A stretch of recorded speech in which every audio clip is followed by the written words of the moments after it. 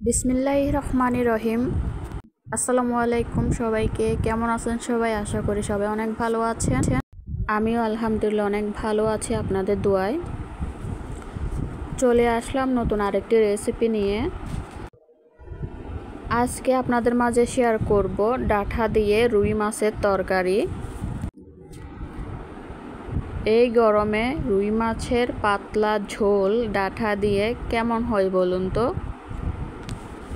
গরম গরম ভাতের সাথে এই ডাঁটা রুই মাছের ঝোলটা একদমই অসাধারণ লাগে খেতে। চলুন তাহলে রেসিপিটি শুরু করা যাক।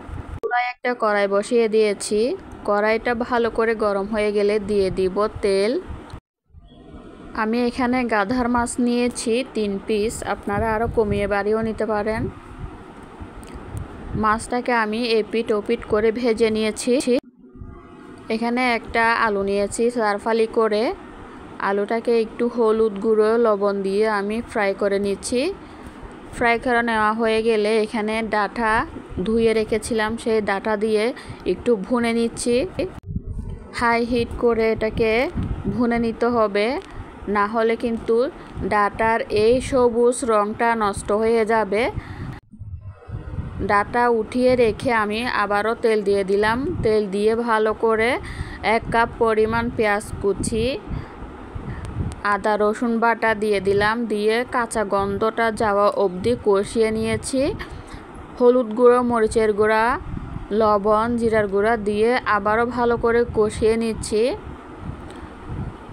কষানোর জন্য একটু গরম পানি দিয়ে দিলাম।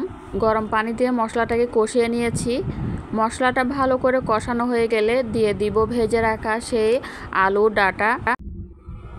আলু ডাঁটাটা দিয়েও ভালো করে একটু কষিয়ে নিব।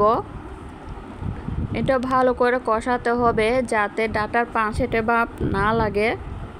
এবার আমি এখানে ফুটান্ত গরম পানি দিয়ে দিলাম ঝোলের জন্য।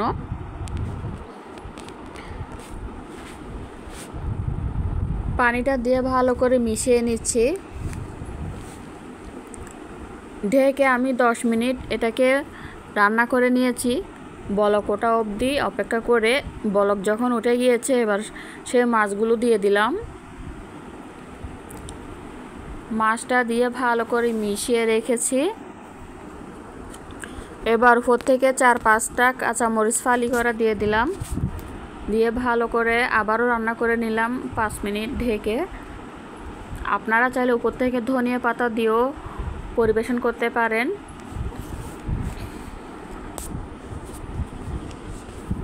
দেখুন কালারটা জাস্ট অসাধারণ হয়েছে। আমার ডাঁটা দিয়ে রুই মাছের ঝোল রান্না একদম পারফেক্টভাবে হয়ে গিয়েছে। এবার একটা সার্ভিং ডিশে নিয়ে নিয়েছি। দেখুন বন্ধুরা, আমার ডাঁটা দিয়ে রুই মাছের তরকারি একদম রেডি হয়ে গিয়েছে। আসসালামু আলাইকুম, ধন্যবাদ সবাইকে। আল্লাহ হাফেজ।